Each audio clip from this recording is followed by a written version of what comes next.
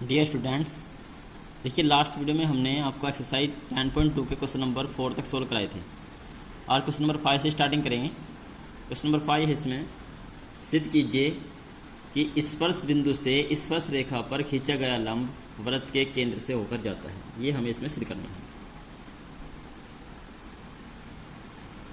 एक वृत्त है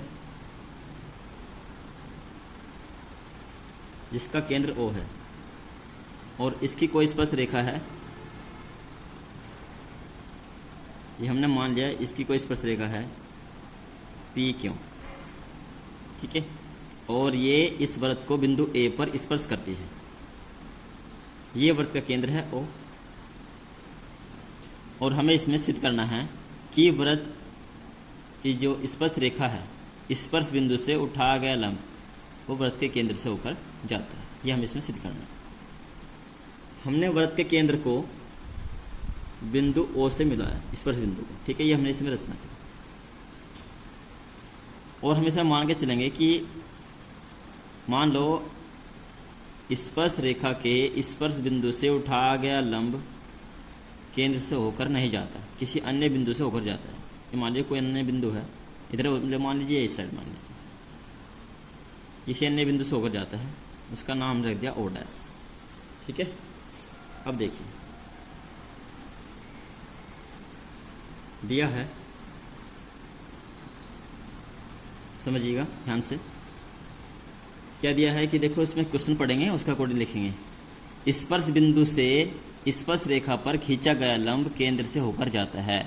स्पर्श बिंदु से स्पर्श रेखा पर खींचा गया लंब केंद्र से होकर जाता है।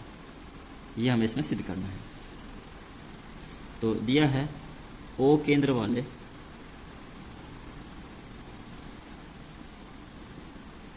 वृत्त की स्पर्श रेखा AB है जो बिंदु P पर P क्यों है जो बिंदु A पर स्पर्श करती है।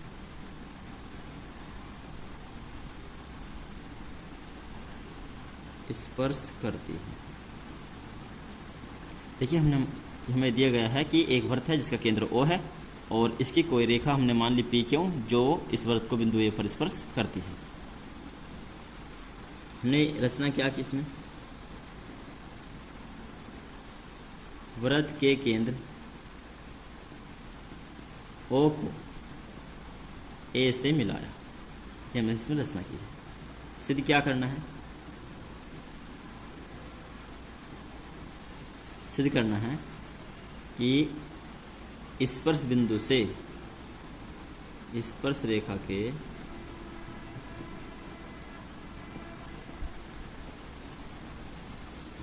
स्पर्श बिंदु A से स्पर्श रेखा P क्यों रखी है हमने इसमें,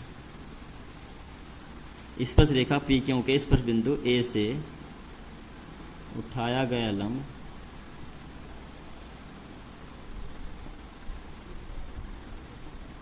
वृत्त के केंद्र O से होकर जाता है। ये हमें इसमें सिद्ध करना है। हल करेंगे। देखिए हमें सबसे पहले मान लेंगे, देखिए इसमें ये जो बिंदु है O डैश, इसको हमने ये बहुत नज़दीक लेना पड़ेगा, लगभग यहाँ पर, यहाँ मान लीजिए इसको, ठीक है। यहाँ नहीं है, ये बिंदु यहाँ है, ये बिंदु है O डैश और इसको बिंदु A से मिला देंगे। तो हमने मान लिया, माना स्पर्श रेखा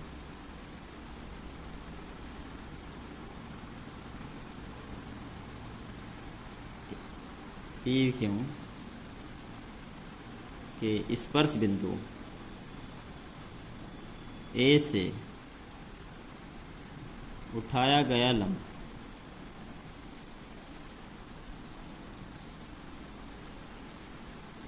केंद्र से होकर नहीं जाता, हमने मान लिया इसमें,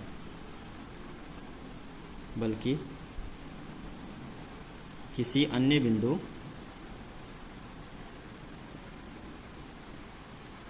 ओ डैश से होकर जाता है, ओ डैश से होकर जाता है। ठीक है, ये मान लो। अब देखिए, जब ये उठा गया लंब है जो ओ डैश होकर जा रहा है इस बिंदु से, तो ये 90 डिग्री का होगा यहाँ तक। ठीक है, इसलिए कोण ओ डैश ए पी बराबर 90 डिग्री, इक्वेशन फर्स्ट। परंतु हम जानते हैं कि त्रिज्या व स्पर्श रेखा के स्पर्श बिंदु, त्रिज्या व स्पर्श रेखा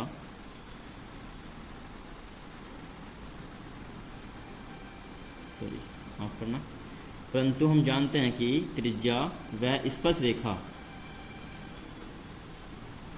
एक दूसरे के लंबवत होती है।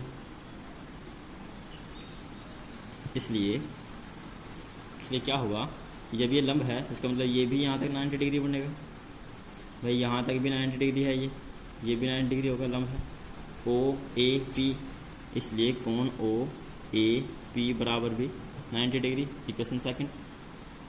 देखिए, एक इक्वेशन में ये बात प्रूफ होकर आ रही है कि ओ डैश ए पी बराबर 90 degree, O dash A P बराबर 90 डिग्री, और दूसरी इक्वेशन में ये बात हो रही है कि ओ ए पी बराबर 90 डिग्री।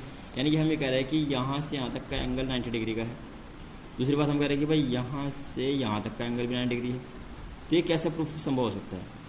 ये केवल तभी संभव है जब ये दो बिंदु अलग अलग ना हो करके केवल एक ही बिंदु हो।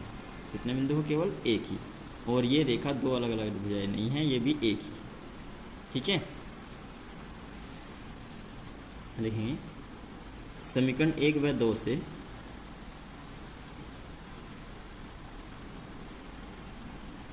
समीकरण 1 व समीकरण 2 से कोण ओ डैश ए पी बराबर है कोण ओ ए पी। यह केवल तभी संभव है जब ओ डैश व ओ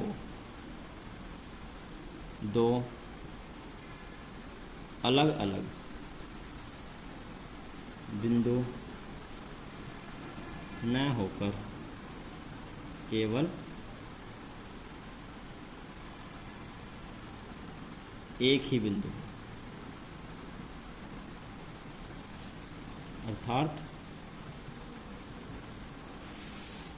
ये जो भुजा ओ डैश ए है और ओ ए है, ये केवल एक ही है। अर्थात ओ डैश ए व ओ ए दो अलग अलग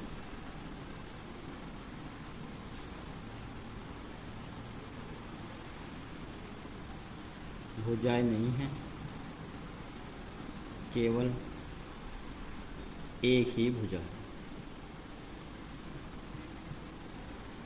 एक ही भुजा है जो कि वृत्त की त्रिज्या है। अर्थ है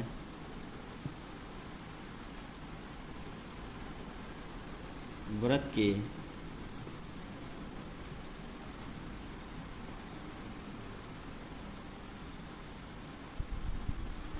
केंद्र से, अर्थात इसका अर्थ यह हुआ कि स्पर्श रेखा के स्पर्श बिंदु से उठा गया लंब वृत्त के केंद्र से होकर जाता है। अर्थात स्पर्श रेखा के, आपको यहाँ से लिखना है, अर्थात स्पर्श रेखा पी क्यों के स्पर्श बिंदु ए से उठा गया लंब वृत्त के केंद्र से होकर जाता है। ये लाइन आपको लिखनी है, अतः लगा करके यहाँ से आगे आपको ये लाइन लिखनी है, ये प्रूफ हो जाएगा।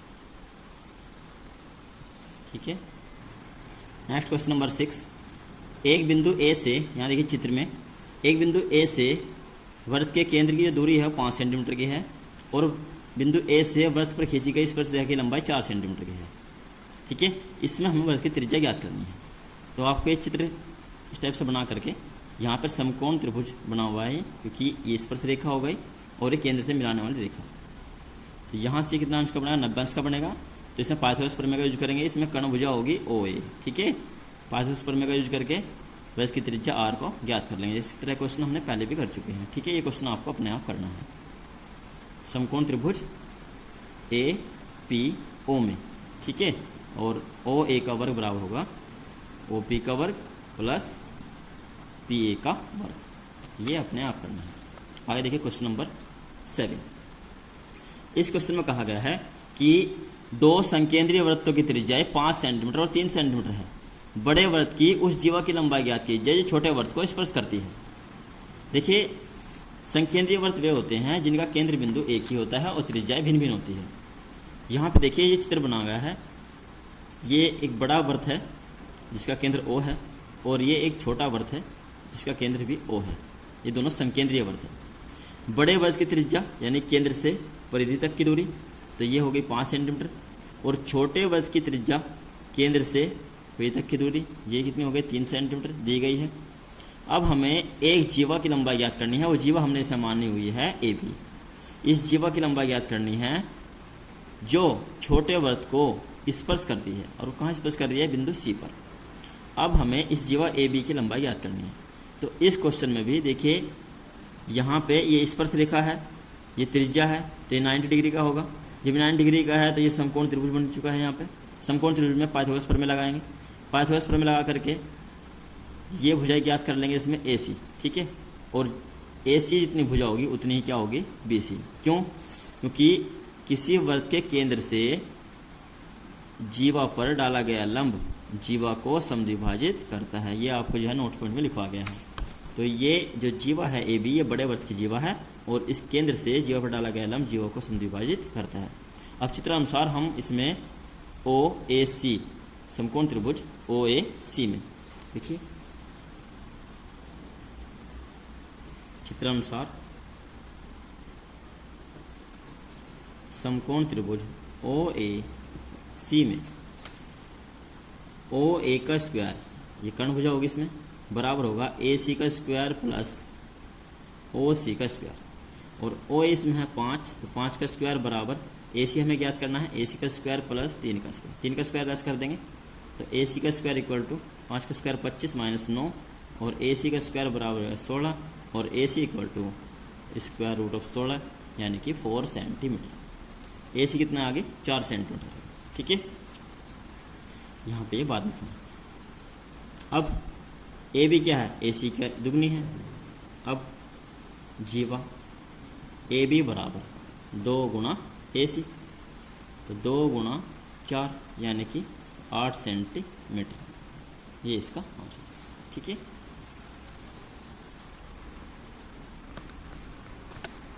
आज की वीडियो में इतना ही।